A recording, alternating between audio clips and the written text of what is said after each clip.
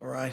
Want to start off by, acknowledging, a legend passing in the game, and always sad to see somebody leave that made so much to our sport. And John Robinson, want to recognize him. Obviously, legendary coach, but got to start right here with the Ducks. And I'm thinking about him and his family. Our entire organization are tonight.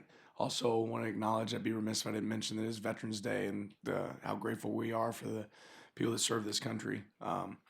And with that being said, exciting weekend for the Ducks. Basketball off to a hot start. Did really well this weekend, and obviously our football game. We learned a lot of great things from that. But we can open it up to talk about Wisconsin. You know what it's like to take over a program and get your guys in the system, establish a culture. What do you think about what Luke Fickle's done at Wisconsin over the past 2 years? Yeah, I think Coach Fickle's a great coach. We actually got to play against him when I was at Georgia, and he was at Cincinnati in the Peach Bowl, and he had a really, really good team there. I think he's proven that he can develop teams. We came down to a field goal barely to be able to win it, and it speaks just to the kind of culture he can create. And like, you see pieces of that coming together for him now at Wisconsin, and I think he's doing a good job.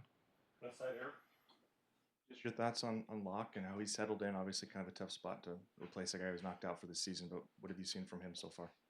Yeah, has the ability, to make you hurt. I mean, he's a good football player, and it's all based on opportunities and what that looks like. But certainly has that ability.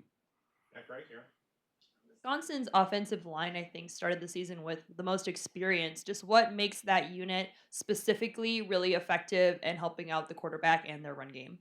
Yeah, I mean they're big, right? It's one of those ones where you look at them and you say, okay, that's what an offensive line is supposed to look at. They have great size up front. I think they have the ability to move you, But when you look at it, you're like, okay, that's what a Wisconsin offensive line looks like. Their top corner was really productive a year ago, and now basically is going unchallenged for all intents and purposes. Just why have teams steered away so much from him, and how confident are you in the ability to test him when it seems like nobody's willing to?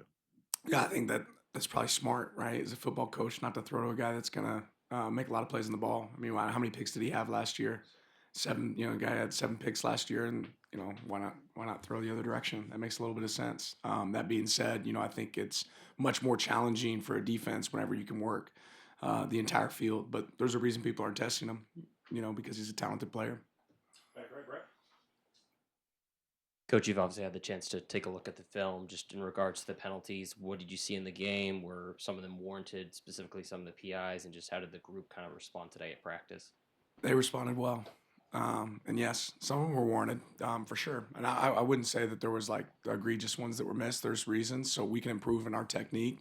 There's execution that we can do better. And again, on Wednesday last week, we had some in practice, so that usually shows up in the game. So we have to do a good job of addressing it and making sure we eliminate them. Their safety tandem, I think, is probably one of the better ones you'll face. Can No you doubt. speak to what those guys do and what kind of challenges they present? Well, they're good tacklers. They do a great job disguising coverage, and they have some good mix-ups there. But yeah, I think this is one of the more talented secondaries that we've seen. I think they play really well together, understand how to make handle adjustments, which I think is always important in football. You see that show up with them. The running back number 3 has been very productive this year. What have you seen from him, and does he kind of remind you of anyone that you guys have gone against so far this year? Now, I don't know if he reminds of anyone, but I mean, he just plays with a level of toughness and effort. I mean, I think those things show up on film. How hard you play, I think speaks to how much you appreciate your teammates, and that certainly shows up with those guys. With a chance to review how Dave and Kavika did at right guard, just did one do better than the other? Does one have the edge in terms of starting going forward, or what was your assessment of those? I think they both had different strengths and weaknesses within the game.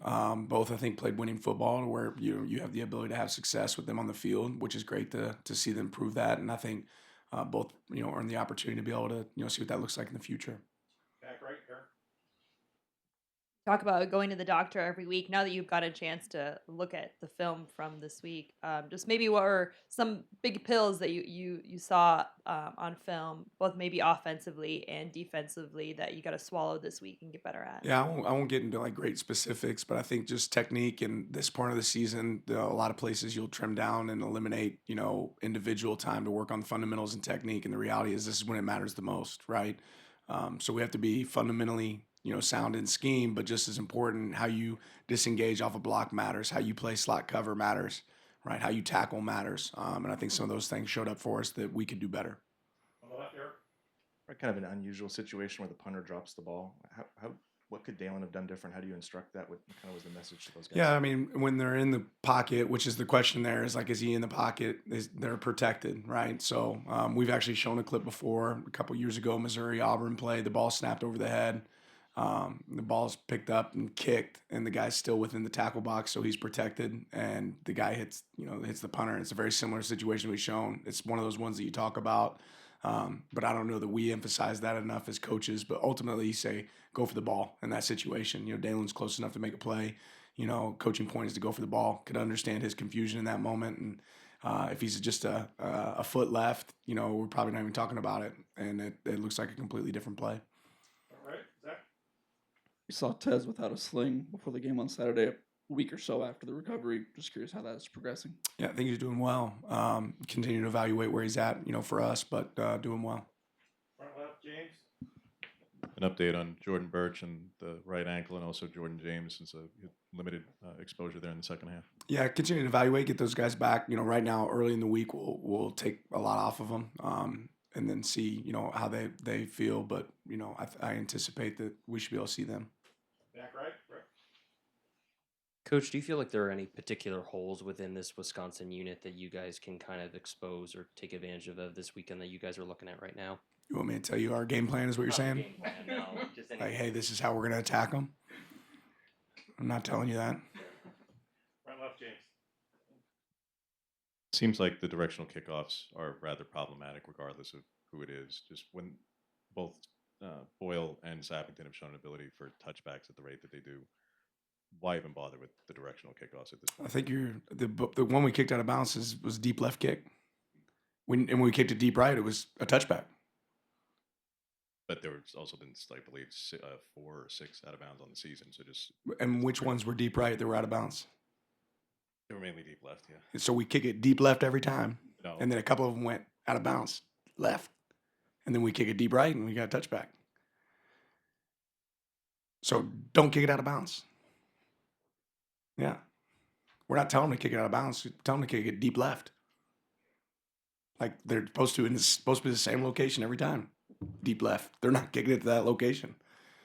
Crappy kick. last question, James. On a happier note, you're at the end of this 8-week gauntlet that no other team in the country has had to do. Dan, how do you feel at approaching the end of it, that you are experiencing and doing something heading into a final road trip with this, that, yeah, you're the number 1 team in the country and no other team has had to play 8 straight weeks of conference play? Yeah, job not done, right? Our guys are enjoying the work. We're still having a lot of fun coming up every single day to get better and find ways to improve. And the challenge of this new conference and the travel and some of the teams we got to play has been a lot of fun for us. But we got more work to do. Thanks, Coach. Thank you. Your time.